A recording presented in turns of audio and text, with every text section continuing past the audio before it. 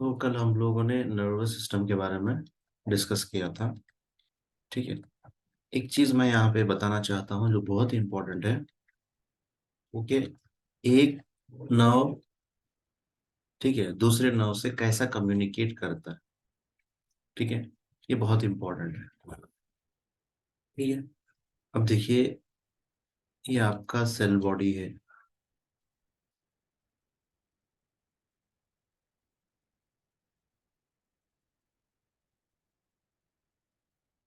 ठीक है। ये डेंड्राइट्स है। डेंड्राइट्स ये है सेल बॉडी। ठीक है। ये आपका एक्सॉन है। फिर यहाँ पे एक्सॉन टर्मिनल्स, ये कवरिंग है। इसको क्या कहते हैं? माइलिन शीथ कहते हैं। ये माइलिन शीथ है। ठीक है। तो ये है आपका डेंड्रॉइड्स, ये है सेल बॉडी, ये है माइलिन शीथ।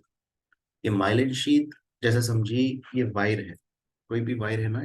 अब ये वायर है, ये माउस है, ये वायर है। ठीक है। वायर के ये अंदर जो है, इसके अंदर वायर है असल में। इसके ऊपर प्लास्टिक की कवरिंग दी गई है ताकि करंट जो हो एकदम रैपिडली, क्या है, करंट की फ्लो। तो इसी तरह जो सेल बॉडी से जो सिग्नल आता है, वो सिग्नल जो हो आगे के सेल में, ये न्यूरॉन हो गया, एक सिंगल न्यूरॉन, और एक न्यूरॉन यहाँ पे है। ठीक है। तो वो न्यूरॉन, ये न्यूरॉन से दूसरे न्यूरॉन को सिग्नल जाना है अब। तो ये रैपिडली, फास्ट और एकदम स्पीड में अगर जाने के लिए हमें माइलिन शीथ दी है ताकि एक्शंस क्या हो, जल्दी हो।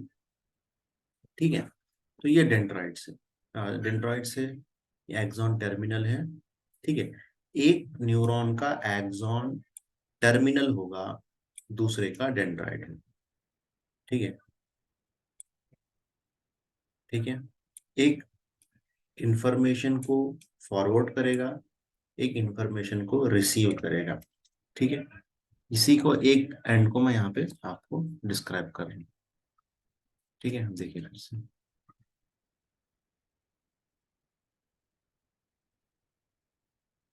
ठीक है।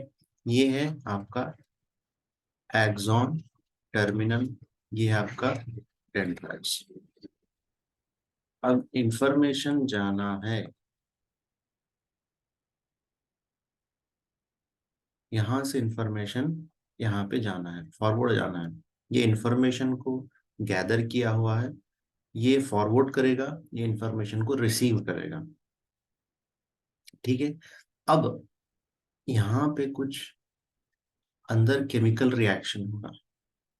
सॉरी, यहाँ पे सेल के अंदर, सेल के अंदर इनसाइड सेल जो रिएक्शन होगा वो है इलेक्ट्रो चेंजेस और इलेक्ट्रॉनिक रिएक्शन, इलेक्ट्रिक रिएक्शंस यूं कह सकते हैं। ठीक है। इलेक्ट्रिक रिएक्शन सेल के अंदर होगा। ठीक है। इसमें कुछ डिटेल में नहीं जाऊंगा मैं। यहाँ पे सोडियम और पोटेशियम, ठीक है, ये आपको देखने को मिलेगा। ठीक है। यहाँ पे जिसकी वजह से इलेक्ट्रॉनिक रिएक्शन होगा। इसके अंदर कुछ रिसेप्टार्स होते हैं, केमिकल और केमिकल केमिकल्स होते हैं इसके एंड में। वो केमिकल्स रिलीज होंगे, रिलीज होने के बाद अंदर जाएंगे। ठीक है। यहाँ पे कुछ इसके एंट्री पॉइंट्स होंगे। ठीक है। गेट्स होंगे, चैनल्स होंगे। ठीक है। एंटर होंगे उससे। एंटर होने के बाद यहाँ पर कैल्शियम क्या होगा, जनरेट होगा। कैल्शियम की वजह से फिर आगे आपको सिग्नल फॉरवर्ड होगा। यानी इतना याद रखिए कि दो न्यूरॉन्स जो इंफॉर्मेशन को एक दूसरे से लेते हैं, यहाँ पर कुछ ऐसे चेंजेस आते हैं जिसकी वजह से ही वो इंफॉर्मेशन ले सकते हैं। अगर यहाँ पर इंफॉर्मेशन जनरेट नहीं हुआ, या फिर ये डेंड्रॉइड इंफॉर्मेशन को नहीं ले सका किसी वजह से, या फिर यहाँ के चैनल्स बंद है, या फिर कैल्शियम कम है, ठीक है, तो इसकी वजह से प्रॉब्लम्स आ सकते हैं। ठीक है, तो ये आपके थोड़ा बेसिक चीजें आपको बताने के लिए मैंने इतना सीधा बताया, तो ये बेसिक याद रखिए, आगे हम डिटेल में पढ़ने वाले हैं। ठीक, तो अब हम स्टार्ट करेंगे एंडोक्राइन सिस्टम। तो कल मैंने आपको बताया था कि एंडोक्राइन सिस्टम और नर्वस सिस्टम बॉडी को कंट्रोल करते हैं। ठीक है, नर्वस सिस्टम हर बॉडी के साथ अटैच है। यहाँ पे उंगली पे लीजिए, यहाँ पे नर्व्स है, यहाँ पे रखिए, बॉडी के कोई भी हिस्से में अगर आप हाथ रखेंगे तो वहां पर आपको नर्व्स मिलेंगे या फिर रिसेप्टर्स मिलेंगे या उसके एंड्स मिलेंगे।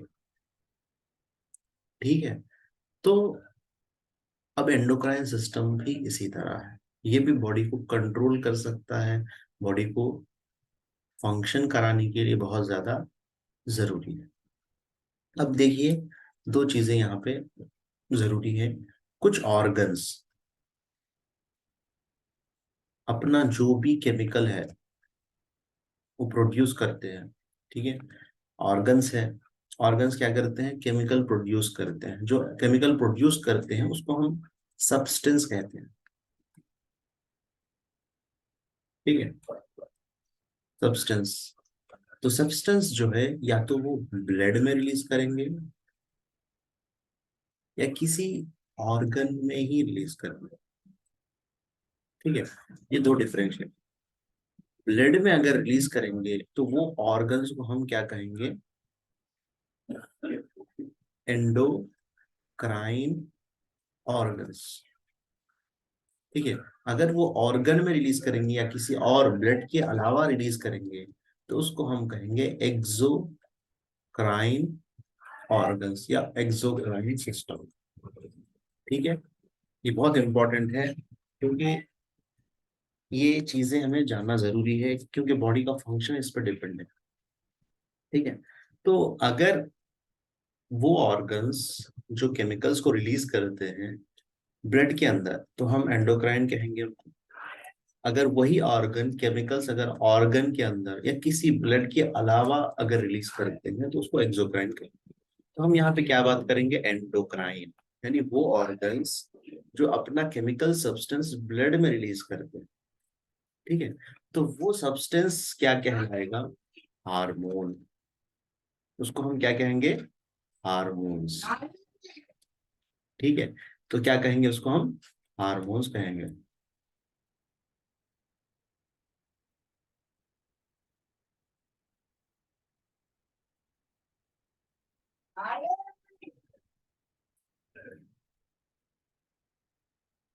तो हार्मोन्स का काम क्या है, हार्मोन्स को क्या, हार्मोन्स का काम ये है। ठीक है, हार्मोन्स, हार्मोन्स का काम क्या है मालूम, जो भी ऑर्गन है उस ऑर्गन का फंक्शन कराना,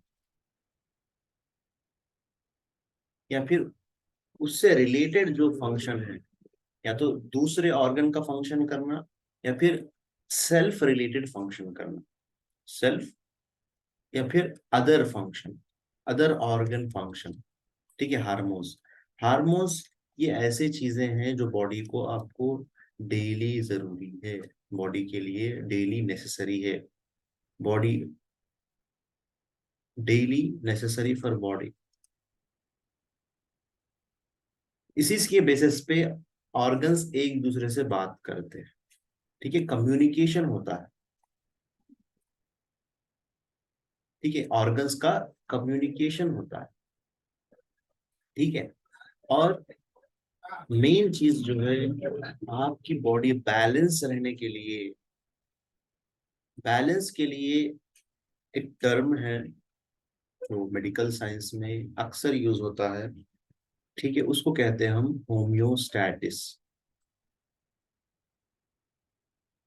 ठीक है, ये एक टर्म है जो बॉडी के बैलेंस के लेवल को एक्सप्लेन करता है कि आपकी बॉडी बैलेंस्ड है, हर चीजें बराबर है, ना ज्यादा है ना कम है। तो उस टर्म के लिए हम यूज करते हैं होम्योस्टैटिस। ठीक है, तो हार्मोन्स एक ऑर्गन को दूसरे ऑर्गन से बात करने के लिए जरूरी है, कम्युनिकेशन। ठीक है, पहली चीज, दूसरी चीज क्या है, जो फंक्शंस है खुद के ऑर्गन के फंक्शंस हो या दूसरे ऑर्गन के फंक्शन को करने के लिए जरूरी है, दूसरा नंबर। तीसरा नंबर ये है कि बॉडी को बैलेंस करने के लिए भी हार्मोन्स की जरूरत है। तो ये मेन 3 फंक्शंस है जो हमें याद रखना है। ठीक है। तो अगर इसकी कमी हो जाए या ज्यादती हो जाए, देखिए अब क्या होता है।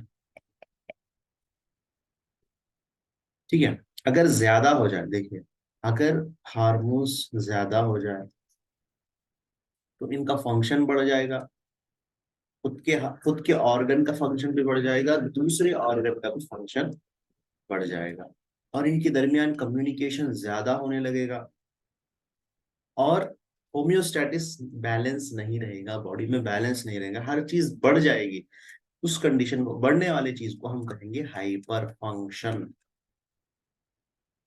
हाइपर फंक्शन या फिर हाइपर, होम्योस्टैटिस की जगह हाइपर हो जाएगा फंक्शन। ठीक है। अगर हार्मोन कम हो जाएगा तो क्या होगा, देखिए हार्मोन्स अगर कम हो गए तो क्या होगा, तो ये होगा कि फंक्शन कम हो जाएगा और कम्युनिकेशन कम हो जाएगी और हाइपो में जाएगा, हर चीज हाइपो में जाएगी, कम हो जाएगी हर चीज। ठीक है। तो ये चीजें हमें याद रखना है बेसिक। ठीक है। वो चीजें आपको यहाँ पे देखने को मिलेंगी। अब आइए देखते हैं कितने किस्म के हमारे पास ऑर्गन्स है, एंडोक्राइन ऑर्गन्स कितने हैं। ठीक है, बहुत इंपॉर्टेंट है, क्योंकि आजकल जो डिसीजेस देखने को मिल रहे हैं आपको, थायराइड का हो इसी के रिलेटेड है, शुगर हो इसी के रिलेटेड है, बीपी हो इसी का मोस्टली रिलेटेड है। ठीक है। और लेडीज प्रॉब्लम्स हैं इसी के रिलेटेड है, जेंट्स प्रॉब्लम्स है इसी के रिलेटेड है। वो सब चीजें ज्यादातर जो सोसाइटी में देखने को मिल रहे हैं वो यही है। देखिए क्या क्या ग्लैंड्स हैं, हम देखेंगे उसको। ब्रेन के अंदर 2 मेन ग्लैंड्स, और भी ग्लैंड्स हैं लेकिन यहाँ पे बेसिक में इतना है। ठीक है। एक है pituitary gland. Pituitary gland is the master gland, इसको कहते हैं मास्टर, ये हेड मास्टर है, पूरे को कंट्रोल करता है। ठीक है, मास्टर ग्लैंड भी कहते हैं इसको। और एक है यहाँ पे पीनियल ग्लैंड। पिट्यूटरी ग्लैंड बहुत सारे हार्मोन्स को रिलीज करता है। अब देखो मैं वर्ड यूज करा हार्मोन्स, इसीलिए मैं स्टार्टिंग में आपको हार्मोन्स के बारे में आपको बता दिया मैंने। ठीक है। तो पिट्यूटरी ग्लैंड हार्मोन्स रिलीज करता है, डिफरेंट डिफरेंट हार्मोन्स।